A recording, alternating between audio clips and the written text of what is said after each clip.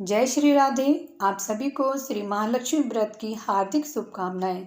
भाद्रपद अष्टमी से 16 दिन तक के इस महालक्ष्मी व्रत में श्री महालक्ष्मी व्रत कथा का श्रवण अवश्य करें। आइए आरंभ करते हैं श्री महालक्ष्मी व्रत कथा। एक समय महर्षि श्री वेदव्यास जी हस्तिनापुर पधारे। उनका आगमन सुन महाराज धृतराष्ट्र उनको आदर सहित राजमहल में ले गए। स्वर्ण सिंहासन पर विराजमान कर चरणोदक ले उनका पूजन किया। श्री व्यास जी से माता कुंती तथा गंधारी ने हाथ जोड़कर प्रश्न किया, हे महामुने, आप त्रिकालदर्शी हैं, अतः आपसे हमारी प्रार्थना है कि आप हमको कोई ऐसा सरल व्रत तथा पूजन बताएं जिससे हमारा राज्य, लक्ष्मी, सुख, संपत्ति, पुत्र पौत्रादि व परिवार सुखी रहे। इतना सुन श्री वेद व्यास जी कहने लगे, हम एक ऐसे व्रत का पूजन व वर्णन कहते हैं जिससे सदा लक्ष्मी का निवास होकर सुख समृद्धि की वृद्धि होती है। यह श्री महालक्ष्मी का व्रत है जिसे प्रति वर्ष अश्विन कृष्ण अष्टमी को विधिवत किया जाता है। हे महामुने, इस व्रत की विधि हमें विस्तार पूर्वक बताने की कृपा करें। तब व्यास जी बोले, हे देवी, यह व्रत भाद्रपद शुक्ल अष्टमी से प्रारंभ किया जाता है।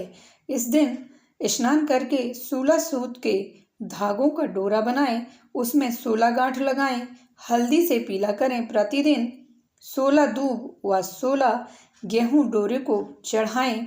अश्विन कृष्ण अष्टमी के दिन उपवास रखकर मिट्टी के हाथी पर श्री महालक्ष्मी की प्रतिमा स्थापित कर विधि पूर्वक पूजन करें।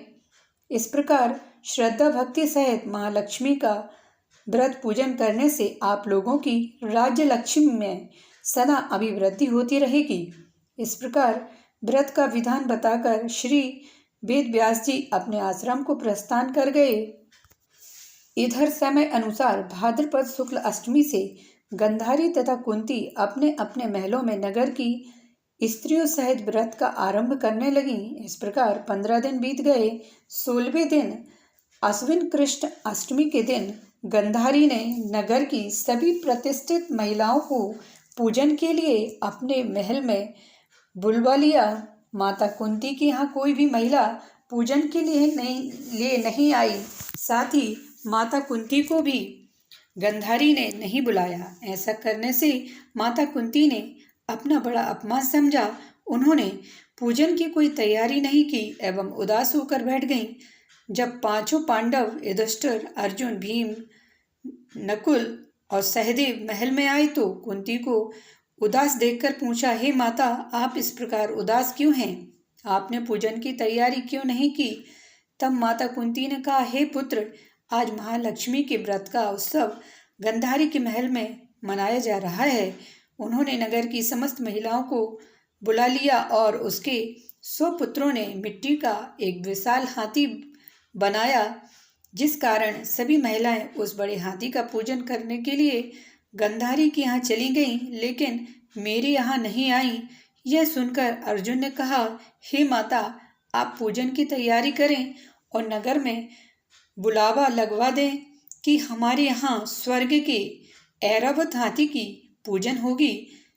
इधर माता कुंती ने नगर में ढिंढोरा पिटवा दिया और पूजा की विशाल तैयारी होने लगी।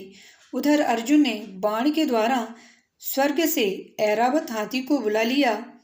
इधर सारे नगर में शोर मच गया कि कुंती के महल में स्वर्ग से इंद्र का ऐरावत हाथी पृथ्वी पर उतरकर पूजा जाएगा। समाचार को सुनकर नगर के सभी नर नारी, बालक एवं वृद्धों की भीड़ एकत्र होने लगी। उधर गंधारी के महल में हलचल मच गई। वहां एकत्र हुई सभी महिलाएं अपनी अपनी थालियां लेकर कुंती के महल की ओर जाने लगी। देखते ही देखते कुंती का सारा महल ठसाठस भर गया। माता कुंती ने ऐरावत को खड़ा करने हेतु अनेक रंगों के चौक पुरवाकर नवीन रेशमी वस्त्र बिछवाकर तैयारी की। नगरवासी स्वागत की तैयारी में फूल माला, अबीर, गुलाल, केसर हाथों में लिए पंक्तिबद्ध खड़े थे। जब स्वर्ग से ऐरावत हाथी पृथ्वी पर उतरने लगा तो उसके आभूषणों की ध्वनि गूंजने लगी। ऐरावत के दर्शन होते ही जय जयकार के नारे लगने लगे। सायंकाल के समय इंद्र का भेजा हुआ हाथी ऐरावत माता कुंती के भवन के चौक में उतर आया। तब सब नर नारियों ने पुष्पमाला, अबीर, गुलाल, केशर आदि सुगंधित पदार्थ चढ़ाकर उसका स्वागत किया। राज्य पुरोहित द्वारा ऐरावत पर महालक्ष्मी की मूर्ति स्थापित करके वेद मंत्रोच्चारण द्वारा पूजन किया गया। नगरवासियों ने भी महालक्ष्मी का पूजन किया। फिर अनेक प्रकार के पकवान लेकर ऐरावत को खिलाए और यमुना का जल उसे पिलाया गया। राज्य पुरोहित द्वारा स्वास्थ्य वाचन करके महिलाओं द्वारा महालक्ष्मी का पूजन कराया गया। 16 गांठों वाला डोरा लक्ष्मी जी को चढ़ाकर अपने अपने हाथों में बांध लिया। ब्राह्मणों को भोजन कराया गया। दक्षिणा के रूप में स्वर्ण आभूषण, वस्त्र आदि दिया गया। तत्पश्चात महिलाओं ने मिलकर मधुर संगीत लहरियों के साथ भजन कीर्तन कर संपूर्ण रात्रि महालक्ष्मी व्रत का जागरण किया। दूसरे दिन प्रातः राज्य पुरोहित द्वारा वेद मंत्रोच्चार के साथ जलाशय में महालक्ष्मी की मूर्ति का विसर्जन किया गया। फिर ऐरावत को विदा कर इंद्रलोक में भेज दिया। इस प्रकार जो स्त्रियां श्री महालक्ष्मी जी का विधि पूर्वक व्रत एवं पूजन करती हैं उनके घर धन धान्य से पूर्ण रहते हैं तथा उनके घर में महालक्ष्मी जी सदा निवास करती हैं। इस हेतु महालक्ष्मी जी की यह स्तुति अवश्य सुने। महालक्ष्मी नमस्तुभ्यं नमस्तुभ्यं सुरेश्वरी, हरिप्रिये नमस्तुभ्यं नमस्तुभ्यं दयानिधे।